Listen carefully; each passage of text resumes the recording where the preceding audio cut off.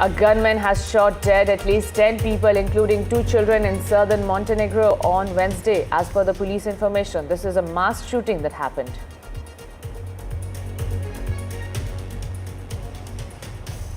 And Chinmoy Krishnadas's bail hearing is scheduled for today in Bangladesh. Remember, he was arrested from the airport in Dhaka in connection with a sedition case filed in Chattogram on November 25.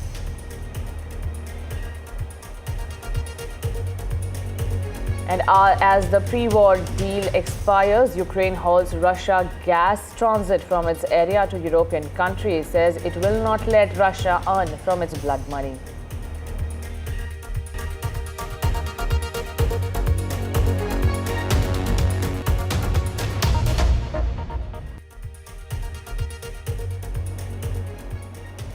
A driver hell-bent on carnage rammed a truck into reveling crowds in United States' New Orleans' famous Bourbon Street, turning the new year into a tragedy for many.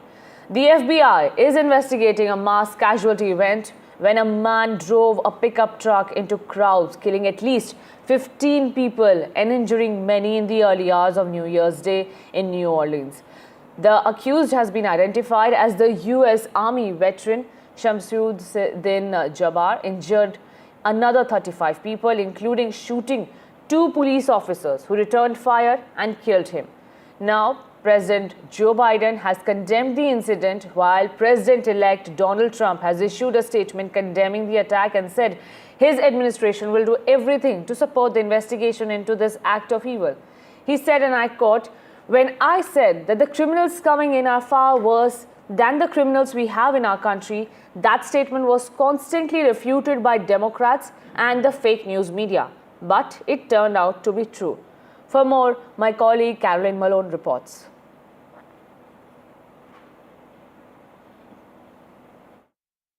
I'm not going to comment until I speak to the group later. I've spoken to every member of the agency, from the CIA to our national security team, to our FBI, NSC, and we're gathering all the, and I spent a lot of time with the government, with the mayor. What was your reaction when you heard what happened? Well, the reaction was one of anger and frustration. And for more on this, I am being joined by Natasha Israni, live from New York, and Huma Ansari from Texas. Natasha, if I can come to you first, what is the latest from the authorities on the investigation into the attack?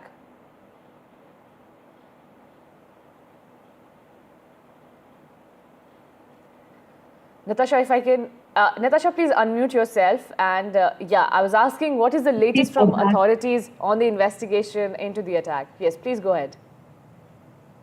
Yes, well, the latest is that the authorities, the FBI, is saying, considering this a terrorist attack, and they do not believe that the attacker acted alone. There are different levels of investigations. There's the Louisiana State Police, right, which is where New Orleans is located. So they came out with an intelligence bulletin in which they say investigators found multiple improvised explosives, including 2 pipe bombs concealed within coolers and wired for remote detonation.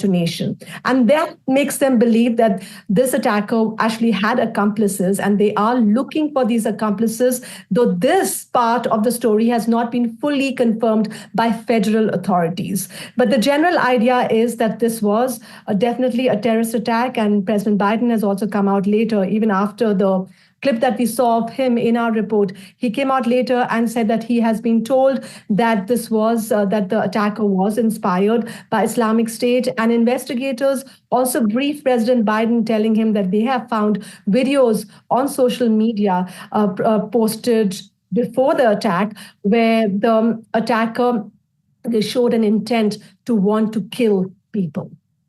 Absolutely. Natasha, if you can give us a sense of the area that where the incident happened. It was a busy street, and there was a football game also that was supposed to happen. Perhaps that's why the attacker chose that incident, as the authorities said that he wanted to kill as many people as possible. Yes, and that is so unfortunate. On New Year's Eve, this area is called the French Quarter of New Orleans, and Bourbon Street is very, very popular with both tourists and locals. I visited that a few years ago, and basically, there are a lot of restaurants, there are a lot of bars, there are a lot of clubs, nightclubs, and a lot of revelers bringing in the new year were going to be there and were there. And in fact, the New Orleans police has had been aware of the fact that there's a potential for an attack, not specific intelligence on this attack, but in general, since 2017, they have considered that area as being a potential target because of the number of people who gather there during New Year's Eve and during other large music festivals. So there were actually 400 police officers on the ground, and they were actually in the process of updating their barrier system. Their barrier system updates were to end next month, which is in February, before another massive football game called the Super Bowl, which is actually the venue for that, is within a mile of where this attack took place. So they were in the middle of changing their barrier system, and they had police cars parked to block access to the pedestrian paths. But unfortunately, this truck, the attacker, he bypassed one of the police cars and still went on to the sidewalk, which is where the carnage took place, in which now we see that 15 people died. And unfortunate, very unfortunate. Thank you so much, Natasha. Stay with me. I'm also being joined by Huma Ansari, live from Texas. Huma, tell us about the FBI's ISIS angle that they are probing in the case. As soon as this incident happened, the FBI stepped into this and they took over the scene. Now, I did hear the press conference and the authorities, the New Orleans authorities, bringing to notice that 2017 they did want to barricade and they wanted to make the area more secure. And it's been 7 years because they were anticipating an attack of this magnitude. Since 2017, they did fear that something like this might happen and somebody might drive into this busy and crowded. Now, not only the Mardi Gras, not only the New Year's Eve, not now the Super Bowl, but this place, the French Quarters, is a very narrow space with people walking all the time and a hustle bustle going on. And there are so many things that are being linked now to it being like pre-planned for a longer period, because even the fact that the car was rented from Texas. Now, Houston is almost like an 8-hour drive to New Orleans, 6.5, 8 hours drive, give and take. So now FBI is trying to trace the footprints back to who all were involved, what were the stops that were made, what all transpired within this 6 to 8 hour drive when the suspect, possibly along with his accomplice, was traveling to New Orleans. Now, nothing cannot be said at the moment that if the accomplices rode with him from Houston or they joined from other places, those kind of things cannot be made sure of. And also, the Airbnb has been cordoned off because, and 2 blocks, possibly a couple of blocks, have been really cordoned off by the FBI because they do suspect there is some active IEDs that could cause more damage. So FBI stepped in, and they have, although they did delay the Sugar Bowl by 24 hours, but by the looks of it, it does seem very difficult that it might happen tomorrow. Right. Thank you so much, Huma Ansari and Natasha, for joining us. A 42-year-old suspect has been killed in the attack, and now the FBI is investigating this as an act of terrorism. My colleague Caroline Malone also has more details. Take a look. The people of New Orleans are still in shock after a horrific attack on the streets of the French Quarter while they were just out to the start of the new year. A suspect named as 42-year-old Shamsuddin Jabbar, a US citizen from Texas, has been killed, but not before he rammed his truck into crowds and shot at police. An ISIS flag was found in the vehicle, and the FBI says they're looking into a potential connection to terrorism, as well as saying they don't believe he acted alone. 2 IEDs, explosive devices, were found in the area, and as of early afternoon, the crime scene was still cordoned off. The investigation is ongoing, and the FBI has asked for the public's help to report anything suspicious that they have seen. The FBI also said the suspect was a US Army veteran who was honourably discharged.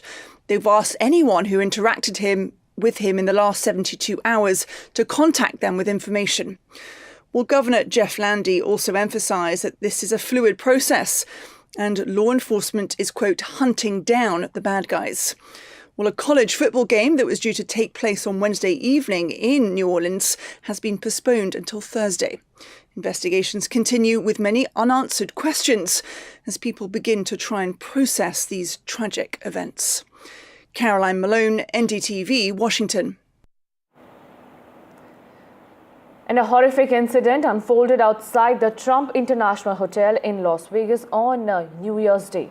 A Tesla Cybertruck exploded in flames, killing one person and injuring at least 7 others.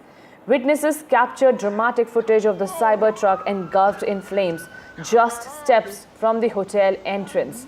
The explosion occurred mere hours after another deadly attack in New Orleans, where a truck plowed into crowds celebrating New Year's Day. Las Vegas Metropolitan Police are investigating, with the FBI now involved. Sheriff says, he said, and I quote, that questions remain unanswered about the link between the vehicle, the location, and the timing of the incident. Elon Musk, Tesla CEO and advisor to President-elect Donald Trump, clarified that preliminary investigations showed the blast was caused by fireworks or a bomb in the truck's bed, unrelated to the vehicle's design or function. In fact, Musk further went on to say that the suspect picked the wrong vehicle for a terrorist attack. He clarified that Cybertruck actually contained the explosion and directed the blast upwards. Tesla is further investigating the matter also. According to authorities, the Trump International Hotel, owned by the Trump Organization, was not directly targeted. However, with President-elect Donald Trump set to take office on January 20, speculations remain about the motive behind the explosion. Authorities have not ruled out terrorism as a possible cause, and investigations are ongoing in this matter.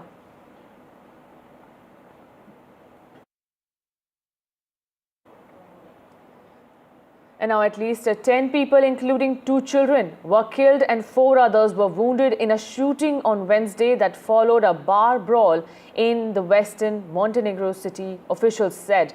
Now, police have identified the attacker as 45-year-old. The country's interior minister later told state broadcaster RTCG that the gunman had died from injuries en route to hospital after shooting himself. The gunman killed the owner of the bar of the city and the bar owner's children and his own family members. Now, as per the reports at a news conference, the authorities have confirmed that the suspect died from self-inflicted injuries on Thursday after attempting suicide. The gunman, identified by police, is Alexander. He was a 45-year-old man and he attempted suicide near his home in the town after being cornered by the police.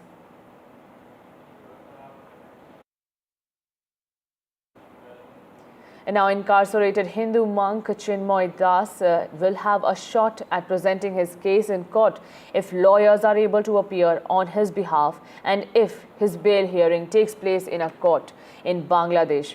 Earlier, court hearings had to be postponed as lawyers appearing for Chinmoy Krishnadas were threatened. His earlier lawyer, Rabindra Ghosh, is in Kolkata for medical treatment, had to be hospitalized and has promised to appoint someone to appear for Chinmoy Krishnadas in his place. Chinmoy Krishnadas, who had organized protests demanding protection of minorities who continue to come under attack, was jailed under trumped-up charges including sedition. All eyes will be on Bangladesh to see whether due process of law is followed or not and whether free and fair judicial proceedings take place or not. My colleague Saurabh Gupta is joining me here from India.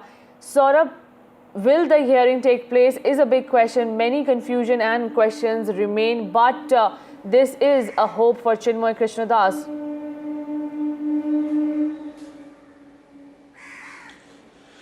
Yes, there is, of course, a lot of concern within India and especially within ISKCON over Chinmay Krishnadas. Remember, he was picked up from Dhaka last year, and then, of course, he spent more than a month in jail over what many have described as trumped-up charges. Chinmay Krishnadas was someone who was known for organizing, especially demanding protection of minorities, and therefore, of course, many feel that the radical elements that exist in Bangladesh have gone after him. Now, while, this has led to a lot of strain in the relationship, the bilateral relationship, of course, is more than this, and there are multiple, facets to it and multiple issues that sort of make up the entire relationship. But this is one issue that has been something that even the Ministry of External Affairs has commented on, and of course, many in India have called for his release, saying that this is something that, of course, is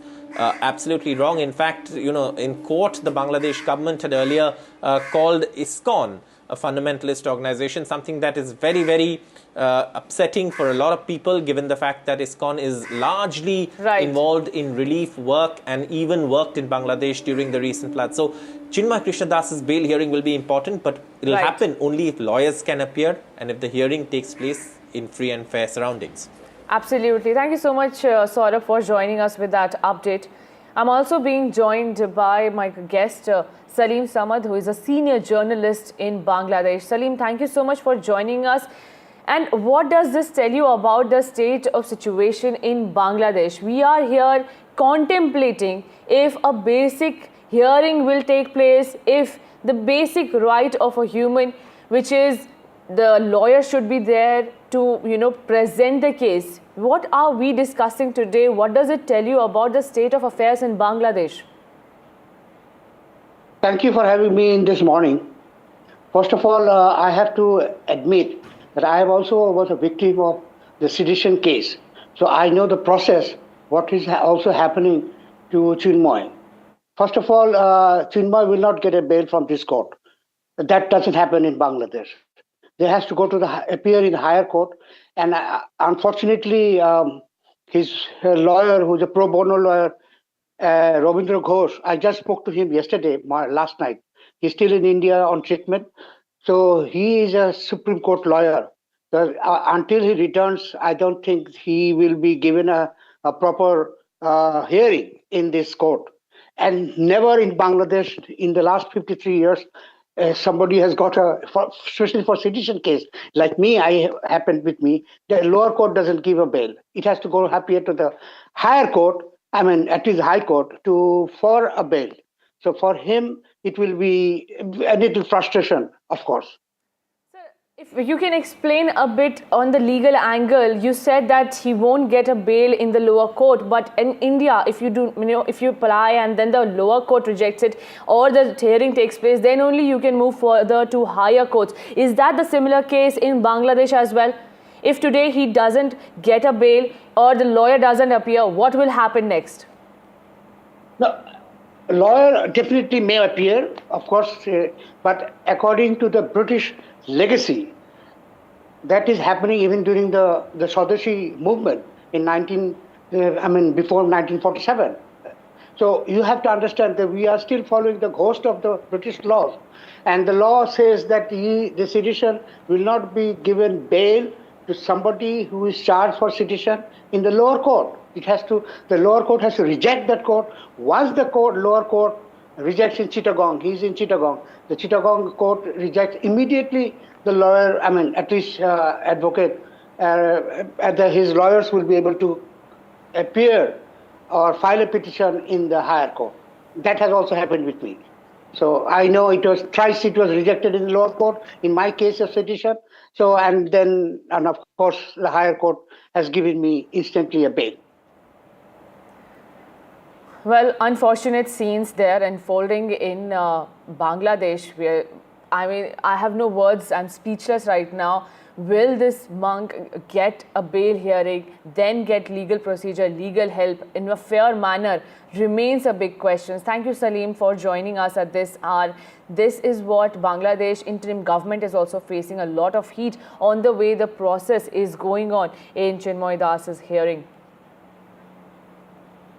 And with that, we're slipping into a very short break, but more news updates lined up on the other side.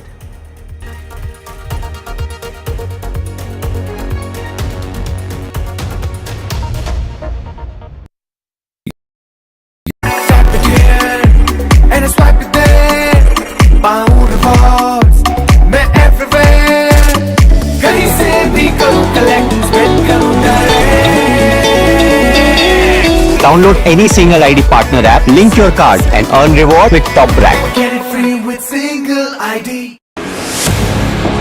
2024, the year that was, when India welcomed Ram.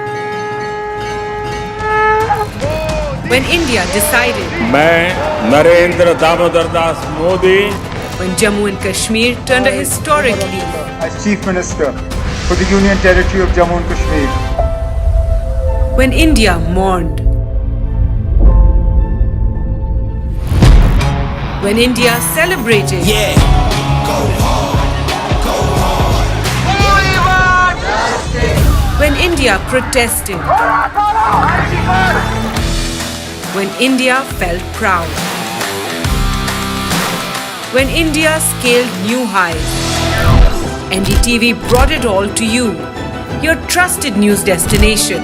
Yesterday, today, and tomorrow.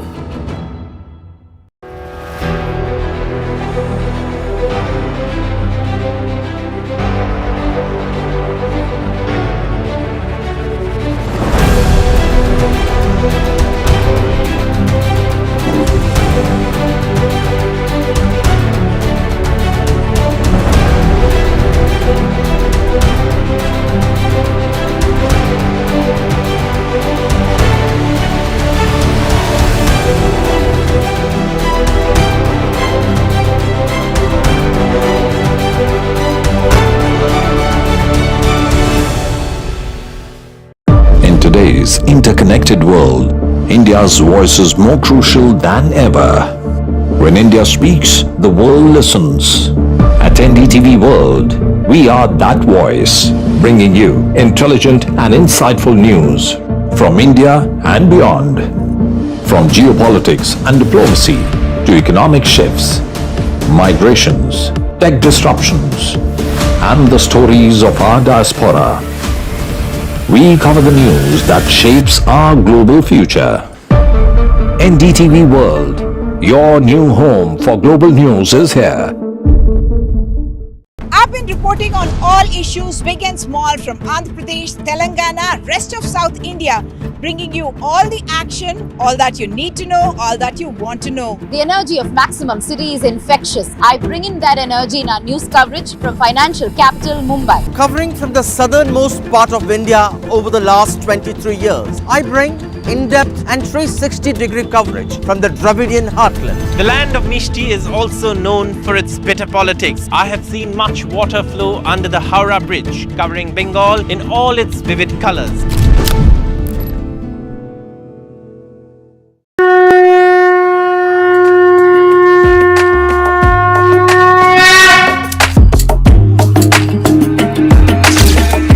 Mahakumbh, a festival of faith, the world's biggest spiritual festival, the divine dip at the spiritual Sangam,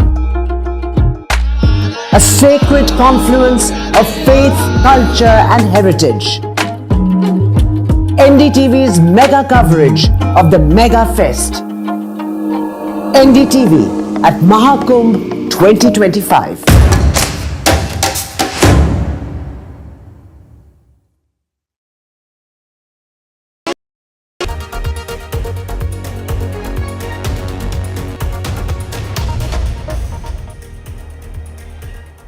Former Israeli Defense Minister Yoav Gallant has announced his resignation from parliament on Wednesday. Gallant, who frequently clashed with Prime Minister Benjamin Netanyahu and his far-right allies, made the decision months after being dismissed from the government. In a televised statement, he said, and I quote, "There are moments in which one must stop, assess and choose a direction to achieve the goals." Gallant had been critical of exemptions for ultra-Orthodox men from military service and had opposed Netanyahu's plans to weaken the Supreme Court. His dismissal in March 2023 triggered mass protests, forcing Netanyahu to reverse his decision. Both Gallant and Netanyahu, along with a Hamas leader, face international criminal court arrest warrants over alleged war crimes in Gaza, which Israel has contested and denied.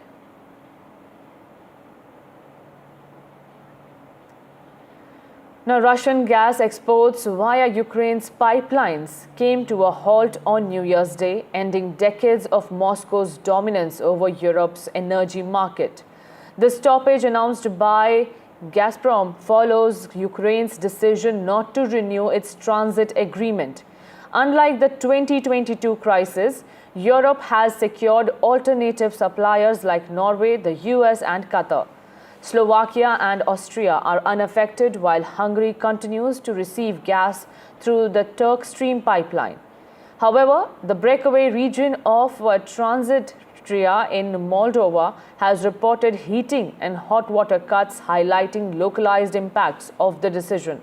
The Ukraine has said that it has been done in the interest of national, and also it will not let Russia earn the money used for its own war. Well, Ukrainian President Volodymyr Zelensky saying that the end of this gas transit deal is one of Moscow's biggest defeats, saying that when Vladimir Putin came to power 25 years ago, more than 130 billion cubic meters of Russian gas was going to Europe.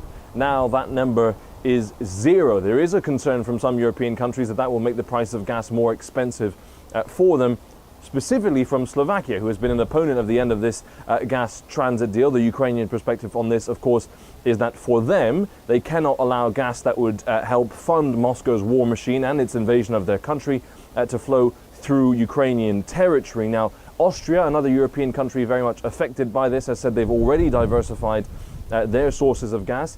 To give you a sense, at the start of the full-scale invasion, Europe got about 40% of its gas from Russia. Now that number is just 10%, reflecting what the European Commission has said about this, which is that Europe is ready for the end of this gas transit deal. Nevertheless, Slovakia, very unhappy. Prime Minister Robert Fico there criticizing Volodymyr Zelensky for the decision to end this deal. Ukraine had offered to compensate Slovakia, but they were not taken up on that offer. One last country of note, Moldova, small country bordering Ukraine, already having gas shortages at the moment. President Zelensky saying that Ukraine will step up to help its neighboring country.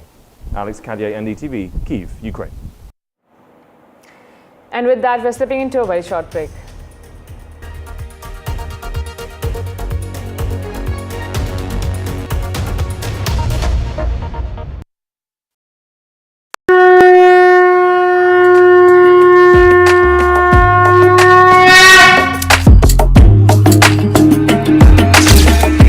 Mahakumbh, a festival of faith, the world's biggest spiritual festival, the divine dip at the spiritual Sangam, a sacred confluence of faith, culture and heritage. NDTV's mega coverage of the Mega Fest. NDTV at Mahakumbh 2025.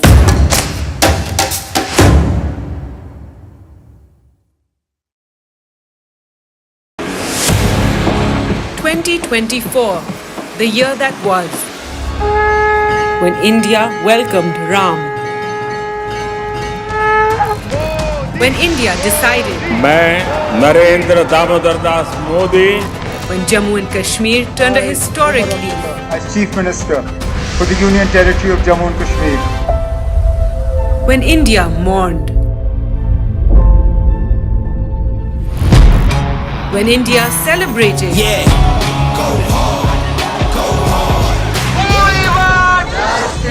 when India protested, When India felt proud. When India scaled new heights. NDTV brought it all to you. Your trusted news destination.